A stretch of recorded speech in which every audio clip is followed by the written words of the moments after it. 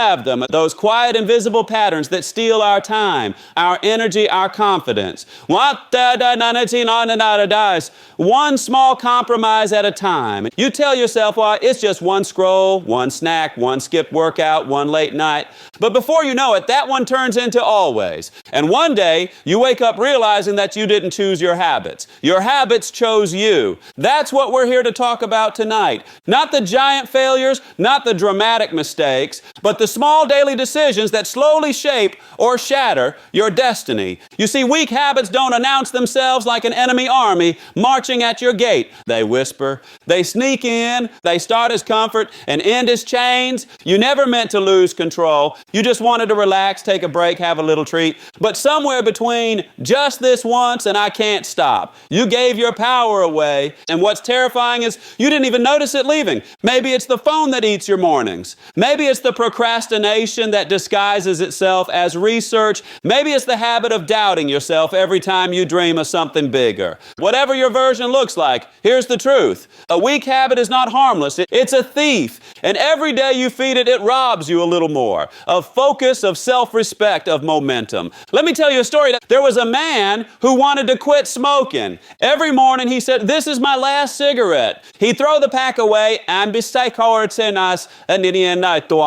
by noon, he'd buy another one. One day his mentor said, you don't quit smoking by fighting cigarettes. You quit by becoming the kind of man who doesn't smoke. That line changed him because habits are not just actions. They're identities in disguise. When you say, I can't stop scrolling, what you're really saying is, I'm the kind of person who can't focus. When you say, I'll start tomorrow, you're saying, I'm the kind of person who breaks promises to myself. So the first step to killing a weak habit isn't more willpower, it's more honesty. You can't change what you won't confront. You can't defeat an enemy you refuse to name. So tonight I want you to do something simple, but not easy. Name it. Write down the one habit that's been holding you hostage. Be specific. Don't say, I procrastinate. Say, I spend 2 hours every night numbing myself on social media instead of doing something meaningful. Now, call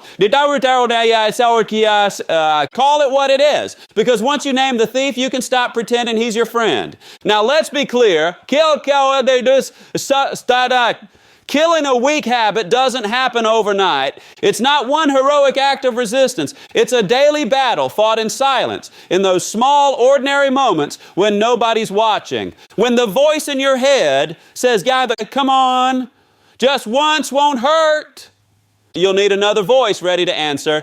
It's not about once. It's about who I'm becoming. That's the real war, the battle within, between the part of you that wants comfort and the part that wants freedom. And here's the secret nobody tells you. The battle never gets easier. You get stronger. Every time you choose strength over weakness, you're not just resisting temptation. You're reprogramming your identity. So before we talk about strategy, discipline, or neuroscience, understand this one truth. You are not your bad habits. You are the warrior who can defeat them. The weak habit may live in your routine, but your strength lives in your decision. And the moment you decide to fight, really fight, is the moment you begin to reclaim yourself. Most people don't lose the battle to a weak habit because they're lazy. They lose because they believe a lie. And that lie sounds something like this. I can stop anytime I want. We've all said it. When the habit first begins to wrap its fingers around our life, it feels harmless. You say to yourself, I've got this. I'm in control. But control is a funny thing. It doesn't leave suddenly. It slips away one choice at a time. You think you're choosing. But before long, the choice starts choosing you. That's the illusion of control. It's what makes weak habits so dangerous. Not because they destroy you instantly, but because they convince you there's no danger at all. And let me tell you something I've learned. A bad habit never comes into your life wearing a warning label. It comes wearing a smile. It promises comfort, release, a tiny reward after a long day. And the first few times it even delivers. You feel better. You relax. You tell yourself, see, no harm done. But slowly, quietly, that comfort begins to demand a cost. The harmless becomes habitual. The just once becomes every day. And the same habit that used to serve you begins to own you. That's how the illusion of control works. It doesn't chain you with fear. It seduces you with familiarity. You say, I can stop scrolling whenever I want. Then your thumb moves before you even realize it. You say, I'll just have one drink. Then it's one more and one more and one more. You say, I'll start the diet next week. But next week never seems to arrive. And here's the painful truth. If you need to prove you're in control, you're already not. Control isn't something you declare. It's something you demonstrate. And if you say, I can quit anytime, then do it and watch how quickly your comfort fights back. And see, weak habits are like ropes made of silk. They feel soft, gentle, harmless until you try to pull away. Then you realize how strong they've become. And each repetition adds another strand to that rope, another loop that keeps you tied to the same pattern. Now, I'm not telling you this to shame you. I'm telling you this so you can finally see the trap for what it is.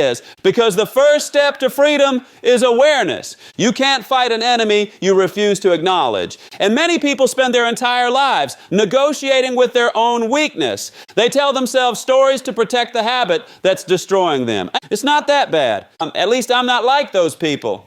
I'll quit when I'm ready. But here's the hard truth. You will never be ready. You will only ever be willing. And willingness is born when you finally get tired of your own excuses. Let me tell you a story. There was a man who spent 20 years saying he'd get in shape. Every January, he'd buy the gym membership, the shoes, the supplements. But by March, he'd quit. One day, his son asked him, Dad, how come you always say you'll start and never do? He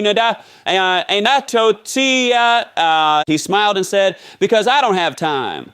The boy looked at him and said, but you always have time to watch TV after dinner. That night, the man couldn't sleep. Because for the first time, someone held up a mirror that shattered his illusion. He wasn't out of time. He was out of truth. You see, a weak habit doesn't live in your body. It lives in your stories. It survives on justification. And the moment you stop justifying, it starts to starve. So if you truly want to kill a weak habit, you must first kill the illusion that you can dance with it forever. You can't outsmart your weakness. You can only outgrow it. And outgrowing begins when you stop negotiating with the thing that's holding you down. Ask yourself tonight and be honest. What has this habit cost me so far? Has it stolen your focus, your health, your confidence, your time with people you love? Write it down, because until you count the cost, you'll never pay the price of change. And here's the paradox. The moment you finally admit you're not in control, that's the moment you start to take it back. Surrender is not weakness, it's wisdom. And it's saying, I see the truth now, and I'm done pretending. Because once the illusion dies, the power shifts. And the same energy that once fueled your habit can now fuel your healing. In the next part, we'll uncover the most overlooked secret to killing weak habits permanently.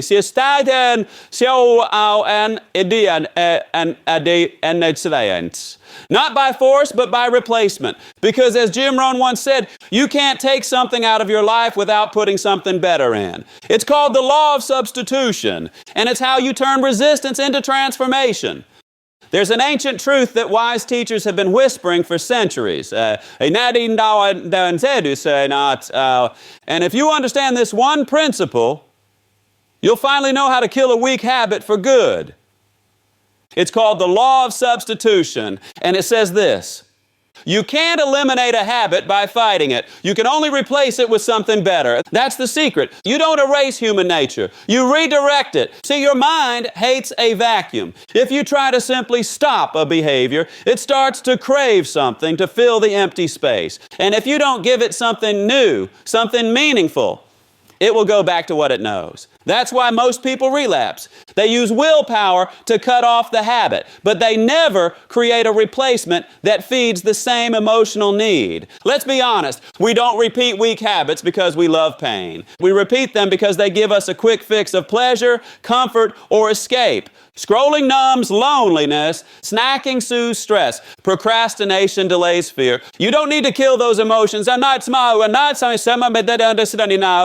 need to learn how to feed them differently. That's where the law of substitution comes in. Let me give you a story. Years ago, a young man told me, Zig, I can't stop checking my phone. I've tried everything, deleting apps, turning it off, hiding it in another room, but I always end up right back at it. I smiled and said, you don't have a phone problem. You have an empty time problem. He frowned. What do you mean? And I said, when you reach for your phone, you're not reaching for a screen. You're reaching for stimulation, for meaning. So if you don't give your brain something better to reach for, it'll go right back to the easiest thing. He paused and I continued. Don't just delete the bad, install the good. When the urge hits, read 2 pages of a book, write 1 sentence in your journal, or walk outside for 60 seconds. That's substitution. A month later, he wrote to me and said, I didn't just quit the habit. I replaced it with peace. That's what transformation feels like. See, when you remove a bad habit, you're tearing down a structure. But when you replace it, you're building a new home. And you don't build by destruction. You build by design. Here's how it works. Every weak habit has 3 layers. The 1, the trigger, what starts it? 2, the action, what you do. 3, the reward and what you feel. If you only fight the action, you'll lose. But if you identify the trigger and replace the reward, you win. Example, you feel anxious, trigger. You reach for your phone, action. You feel distracted, reward. Now, if you want to break that, you can't just say, don't pick up the phone. You must give your brain something else to do when anxiety comes, something that still delivers a sense of control, relief, or clarity. And maybe you breathe deeply for 2 minutes. Maybe you write your thoughts down. Maybe you go for a short walk. That's how you rewire the pattern. Because here's the thing, your brain doesn't care whether a habit is good or bad. It only cares if it works. So when you give it a better option that works faster, feels cleaner, and builds pride instead of shame. So your brain begins to switch loyalties, and that's when a weak habit starts to die. Not because you fought it with force, but because you replaced it with something stronger. I remember Jim Rohn once said, discipline weighs ounces, regret weighs tons. That hit me because substitution is the bridge between the two. It's the choice to carry the small weight of discipline now. So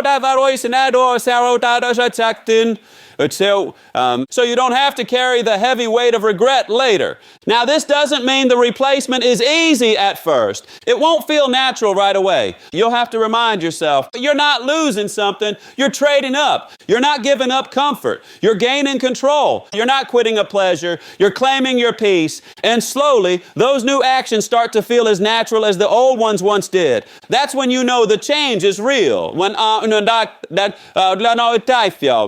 the new habit becomes effortless. But remember, substitution doesn't happen once. It happens daily. You're not killing a habit, you're starving it. And every time you choose the new path, the old one weakens. Here's a simple truth. Every time you repeat a behavior, you're voting for the kind of person you want to become. So tonight, cast a new vote. When you feel the urge to slip into that old pattern, stop and say, I choose differently now. Because the moment you choose, you're not just changing your behavior, you're rewriting your identity. And that's the next level. In the next part, we'll go deeper into the psychology of identity itself. Because if you want to kill a weak habit forever, you must become someone who no longer recognizes it as your own. That's the secret power of an identity shift.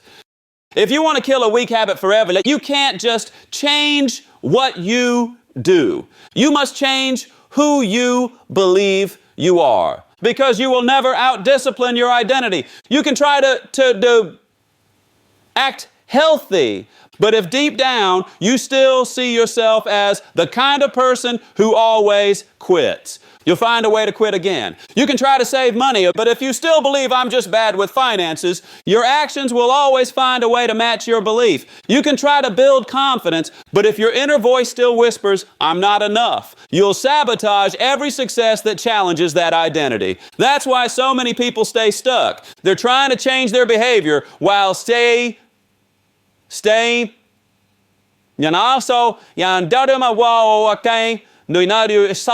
low, to an old version of themselves. But the truth is simple. You can't build a new life on an old identity. You must become someone new, not by pretending it, but by proving it to yourself, one small act at a time. Let me tell you something I learned the hard way. When I first tried to become disciplined, I thought it was all about willpower. I'd make lists, set goals, and promise myself, this time I'll stick to it. But a week later, I'd be back to my old patterns, feeling guilty, frustrated, and ashamed. One day, my mentor looked at me and said, Zig, you're trying to act like a disciplined man, but you haven't decided to be one yet. That line stopped me cold. He went on, when you truly decide who you are, your actions start to align automatically. It's not about forcing yourself. It's about becoming the kind of person who doesn't need to be forced. And I realized something profound. Habits follow identity like a shadow follows the body. So if you want new habits, you don't start by saying, well, what do I need to do? You start by asking, who do I need to become? You shift from outcome to identity. And instead of saying, I want to lose weight, say, I am the kind of person who respects my body. Instead of saying, I want to stop procrastinating. Say, and I am the kind of person who does what needs to be done, even when it's uncomfortable. Instead of saying, I want to save money. Say, I am the kind of person who makes wise decisions with every dollar. So I say, because when your identity shifts, your habits start to fall in line, almost effortlessly. It's not about motivation. It's about self-image. Your brain is always trying to stay consistent with who it believes you are. So if you quietly start to redefine that identity, your brain begins to rewire itself to keep the new story true. That's why small victories matter so much. When you follow through on a promise to yourself, even something tiny, you're casting a new vote for the person you want to become. Every time you do what you said you would do, you're teaching your mind, this is who I am now. And one day, without even realizing it, you look in the mirror and the old version of you, the one who made excuses, broke promises, or avoided discomfort, is gone. You didn't fight him. You simply stopped feeding him, because identity isn't destroyed by force. It fades through replacement. Let me give you a picture. Think of your old self like a shadow. The moment you walk into the light of new choices, the shadow disappears. Not because it was defeated, but because it's no longer in the spotlight. That's the power of identity shift. It doesn't demand perfection, it demands consistency. 1,000 small votes for who you're becoming. And yes, it takes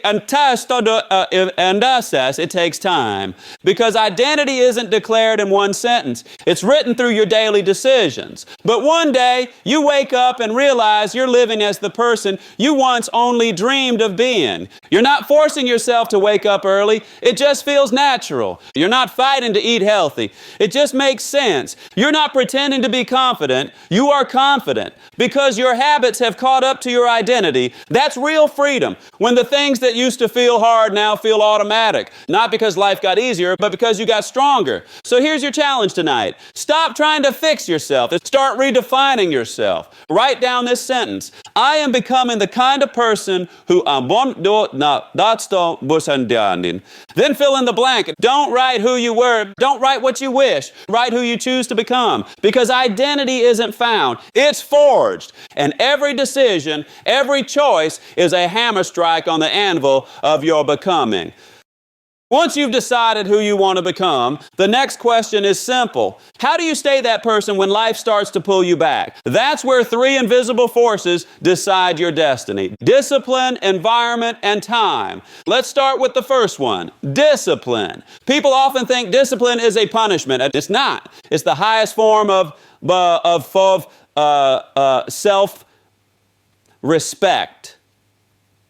Discipline is saying, I value my future more than my impulse. It's the quiet voice that whispers, do it anyway. You see, motivation gets you started, but discipline keeps you moving when motivation disappears. Motivation is a spark. It flares bright and fades fast. Discipline is the firewood that keeps the flame alive long after the wind blows. Let me tell you a truth that changed my life. Discipline doesn't take strength. It takes structure. You don't have to be the strongest person in the world. You just need a system strong enough to carry you on the days when you're weak. So don't rely on feelings. Build a routine that makes the right choice the easy one. Wake up at the same time. Prepare your meals ahead. Put your gym clothes by the door. Remove the friction between you and your goals. Because if you design your environment right, you don't need willpower. You just need momentum. And that brings us to the second force, environment. Your environment will either reinforce your discipline or destroy it. You cannot plant the seed of change in toxic soil and expect it it to grow.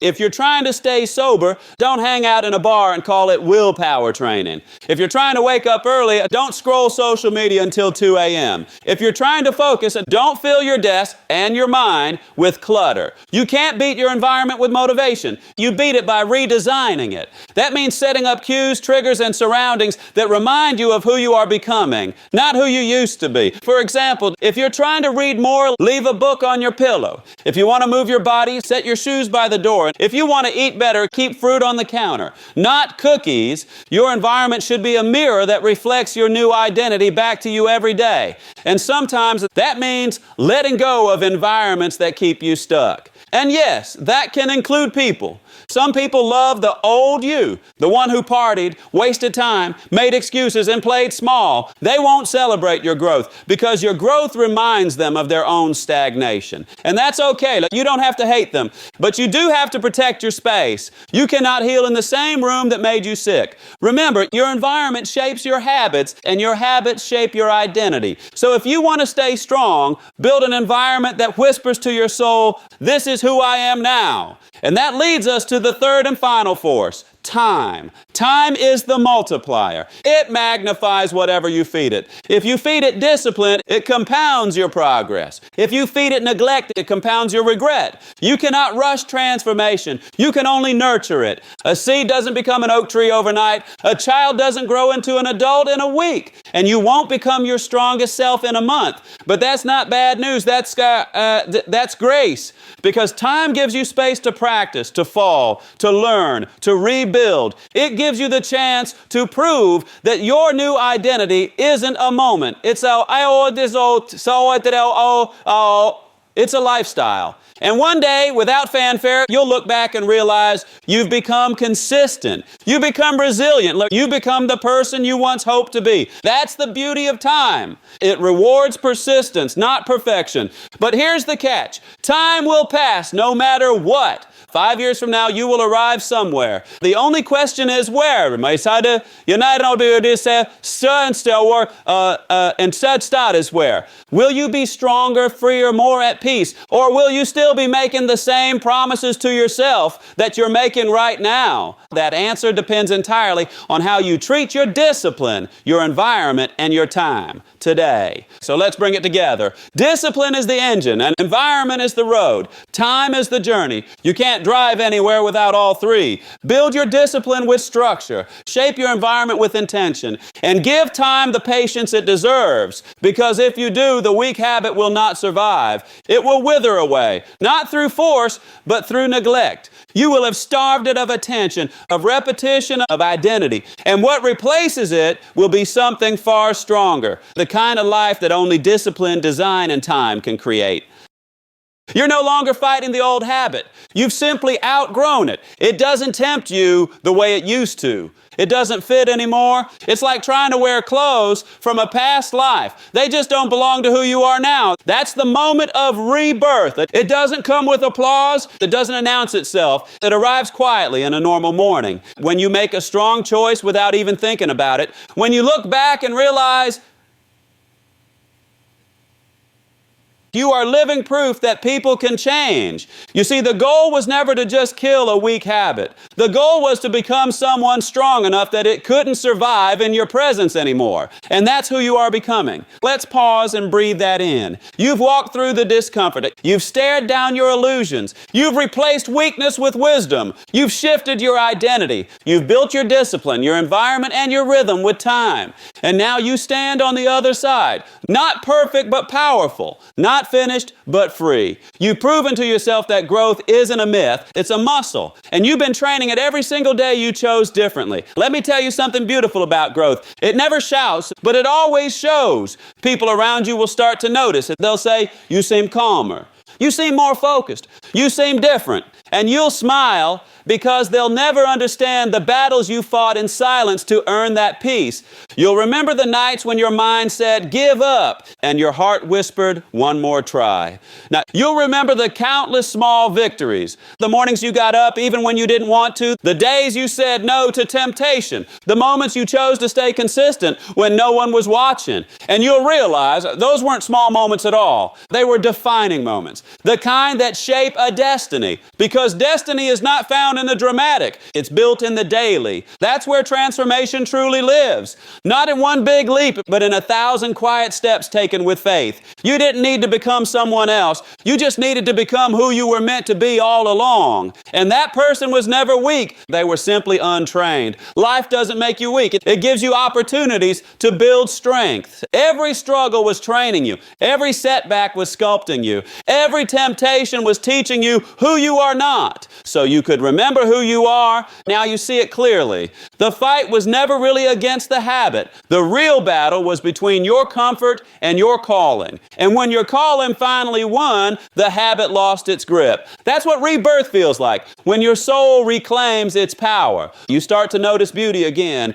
in small things. You start to feel gratitude instead of guilt. You start to enjoy peace instead of chaos. And you realize something extraordinary. Discipline was never your enemy. It was your freedom. You used to think structure meant restriction. Now you know structure was the bridge to strength. You used to think consistency was boring. Now you see consistency is the rhythm of greatness. You used to think habits were just behavior. Now you understand habits are identity in motion. So take a look at yourself today. Not the version from yesterday, not the version still chasing perfection, but the one standing here now, the was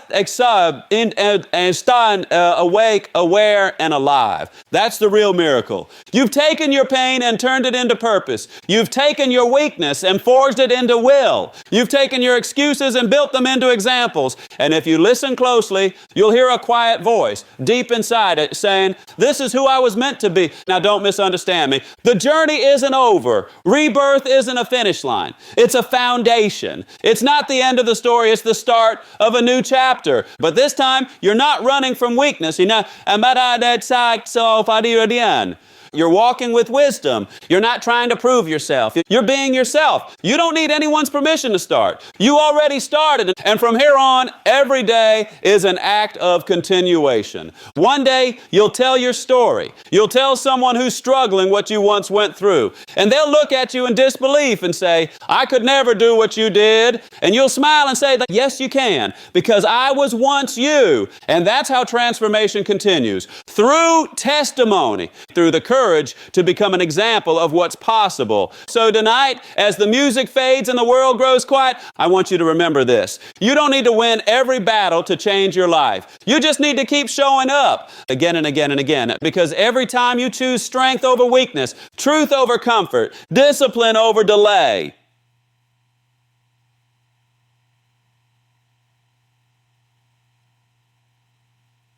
you are reborn. And one day you'll wake up and realize that the weak habit is gone, the old self is gone, and all that remains is freedom. Freedom to become who you were always meant to be. So take a breath, lift your head, and step into your new life, because today your rebirth begins.